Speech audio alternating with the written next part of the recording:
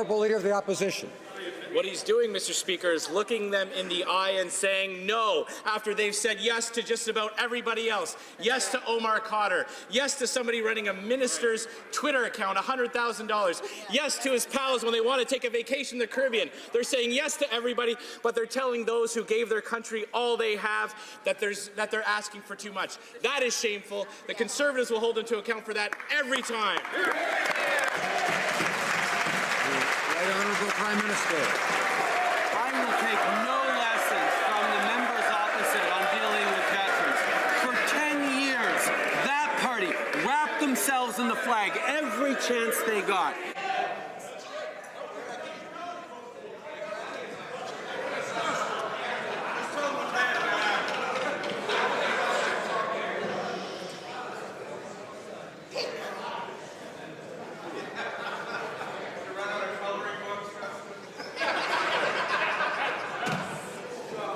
Order. Order. Let's have some adult behaviour in the House, please. The Right Honourable Prime Minister has the floor. For 10 years, the Conservative government cut veteran services, cut frontlines offices, shut down 9 veteran service centres across the country, nickel and dime the veterans while using them for photo ops, wrapping themselves in the flag every chance they get. It was shameful. We have restored respect to veterans. We're investing in benefits. We're reopening closed offices. We're supporting their families. We're doing right what for 10 years they did wrong. Honourable Leader of the Opposition.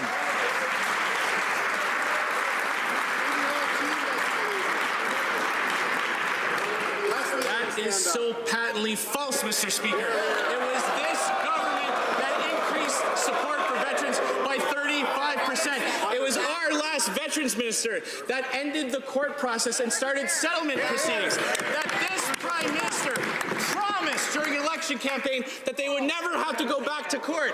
And then he looks a hero in the eye and tells them no. That's shameful, Mr. Speaker. And we have to answer for that.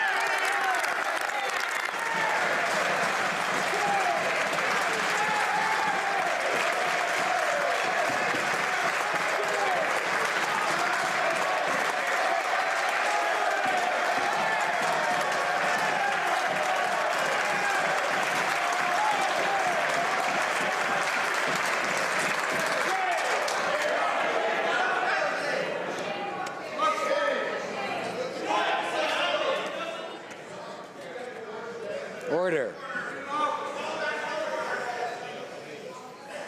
The Honourable Minister of Veterans Affairs.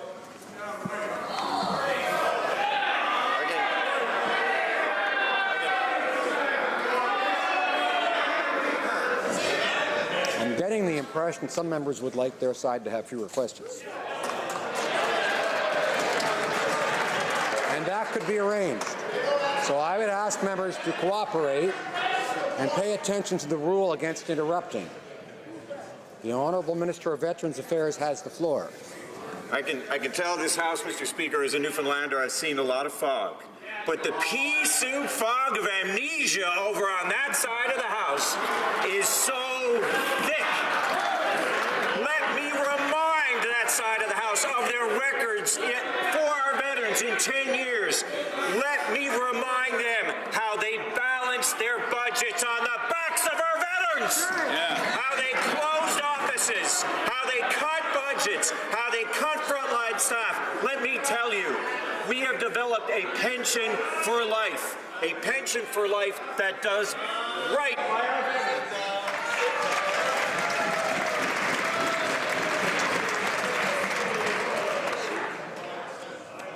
The Honourable Leader of the Opposition. Well, Mr. Speaker, it wasn't just veterans that the Prime Minister insulted in his town hall. Many Italian and Greeks have come to Canada over many decades. They've been an integral part of our nation's character ever since. That's why it was so offensive that this Prime Minister compared legitimate refugees and immigrants who have built this country with those who have fought and committed genocidal acts with ISIS. Returning ISIS fighters are not refugees. Why can't the Prime Minister tell the difference? The Honourable Minister of Immigration. I can assure the Leader of the official opposition that we can tell the difference. We are a compassionate country. compassionate government that cares deeply about refugees. We doubled the number of resettled refugees. We almost quadrupled the number of privately sponsored refugees. And we're the party that has... I'm having trouble hearing the answer, and I'd ask the member for St. Albert, Edmonton, and others not to be yelling during question period and not to be interrupting. We've had far more than enough of that, and members are going to hear things they don't like, but they're going to have to take it and listen to it. The Honourable Minister of Immigration. Mr. Speaker, we are the party that delivered on providing protection to Yazidi women and girls in Canada. We're the party that has redoubled our efforts to make sure that we continue to provide a home for the vulnerable who are fleeing war and persecution. We're the party that has almost quadrupled the number of privately sponsored refugees. We're the party that restored refugee health care that was cut by the party opposite. Thank you, Mr. Speaker. Leader of the Opposition. Mr. Speaker, they still don't understand there's a difference between legitimate refugees, immigrants coming to this country, and people who have fought with ISIS, Mr. Speaker. But I don't blame the Prime Minister for not getting up off the mat. And we know that he'd rather be sitting there signing autographs. So I have a suggestion for the House Leader. Maybe she can talk him into, if he likes to sign his name so much, maybe he can take out his checkbook and sign a check paying back taxpayers for the money he cost them.